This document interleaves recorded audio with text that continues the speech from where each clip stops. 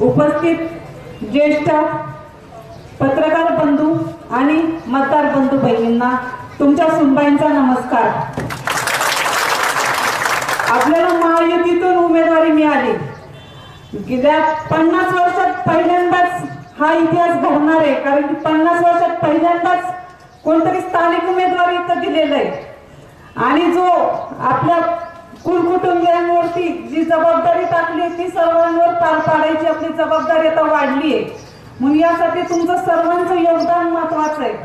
पूर्ण देशाचं लक्ष या निवडणुकीवरती आहे। म्हणून मी तुम्हाला दौंडची सून या नात्याने विनंती करते, बारामतीची लेकर आहेत, कालच बारामतीला गेलो होतो, अनेक भागांमध्ये दौरे केले, पण तिथे लक्षात आलं की आपण म्हणतो बारामतीचा विकास पण खरंच बारामतीचा विकास आहे का? एका ठिकाणी बारामतीचा विकास आहे, पण बारामती पासूनच 2 किलोमीटर अलीकडे आम्ही कसब्यात गेलो होतो, तिथं 4-4 दिवस पाणी येत नाही। तिथं ज्या लोकांनी बीजेपीला मतदान केलं होतं त्या लोकांचं पाणी कट केलं होतं, तिथं दम दिला जातो, तुम्हाला पाणी मिळणार नाही। आपण मागेच बघितलंच होतं, मतदान करा नाही तर पाणी पण।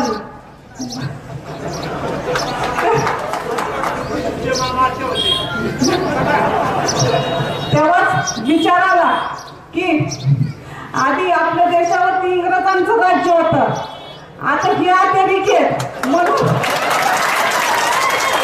मोदी साहेबांनीच कुठेतरी आपला विचार करून आपल्याला उमेदवारी दिली आहे आणि ही लढत माझी एकटीची नसून ही लढत आपल्या स्वाभिमानी दौंडकरांची आहे। आणि ज्याप्रमाणे आपण आपला स्वाभिमान हा विधानसभेला दाखवून दिला, तसाच आपला स्वाभिमानी दौंडकरांचा स्वाभिमान ह्यावेळेस आपल्या दिल्लीला दाखवून द्यायचा आहे। यासाठी सर्वांनी सहकार्य करावे, आपले आशीर्वाद पाठीशी राहावे अशी तुमची सून म्हणून विनंती करते।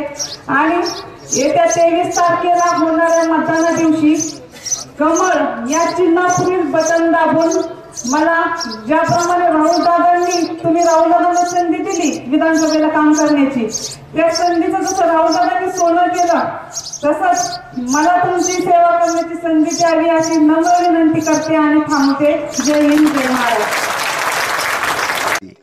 पहा फक्त न्यूज1 महाराष्ट्र। आत्ताच सबस्क्राईब करा न्यूज1 महाराष्ट्र।